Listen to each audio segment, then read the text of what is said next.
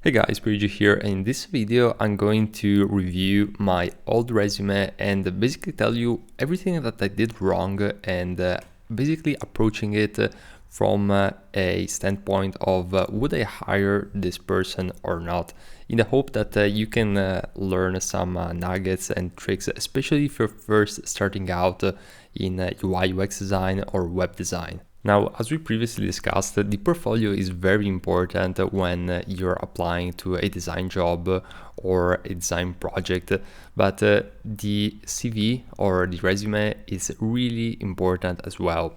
And let's go through step by step what are the main areas where I basically focused on at the beginning. So at the beginning, I didn't have as much work experience. So I basically added the education and the course which I attended right here, and the work experience was right down. But this is actually a wrong thing in my opinion, especially if you do have a work experience. And even if you don't have work experience, I would just add that you were working as a freelancer just to kickstart and have some sort of interest in the potential client.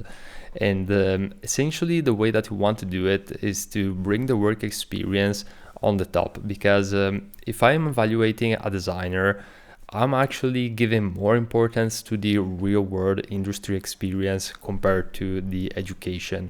And I mean, it's definitely a plus if you've been to a good university or you attended a bunch of courses, but I would definitely put the work experience and your portfolio above whenever I am selecting the criteria for hiring you or another designer.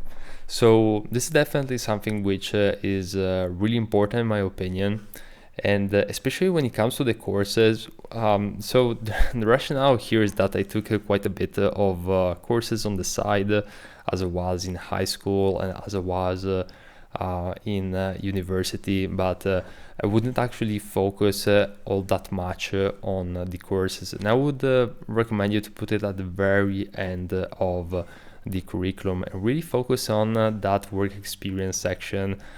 If you don't have the work experience section that big, you can start, you can actually add a paragraph or two describing what you did in order to really showcase your potential to the potential client, because that's really what the resume is all about, showing that you have some potential and that you can tackle and fulfill the requirements of that specific job. Now on the side, I also mentioned the languages spoken, which I think it's good, and especially when someone is hiring you, and it's not clear that maybe English is your first language or that you can work well with it. If that's a requirement of the job, you definitely want to make it clear. Now, of course, if your name is Robert Smith, and you're applying to a job which is in English, it's almost going to be taken for granted that you're English. So of course it really depends on the context, but something to consider. And another thing which I think is still good is that you add the contacts. Now you might be saying, hey, but the contacts are essentially going to be already added, since maybe I sent the CV via email most likely, so they already know how to contact you. But it's always good to leave contact touch points at any given stage, and it doesn't hurt to have one more contact touch point than one less. So definitely something to consider. And when it comes to the context and the awards, definitely add them into it. I wouldn't give a lot of weight unless it's very prestigious and big awards. And sometimes you might want to give some context as to what the contest or the award was about, since just adding the name, a lot of the times, especially employers who don't work in the design field, they're not really, they don't have a clear understanding and knowledge of the different contests or awards. So even if you put a very prestigious award, I would say maybe they won't be able to appreciate it since they don't have the knowledge of what that award or contest was about. So adding a few lines of text is definitely something that could be useful.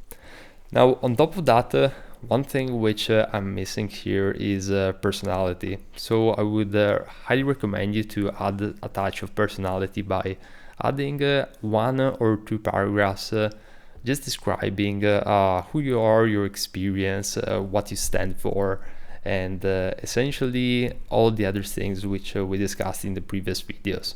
So definitely something to keep in mind because the resume is going to be a complementary accessory of the portfolio. So you definitely want to keep everything on brand, but always communicate those key elements which the potential interviewer is looking forward to hear from you in order to decide if they want to hire you or not.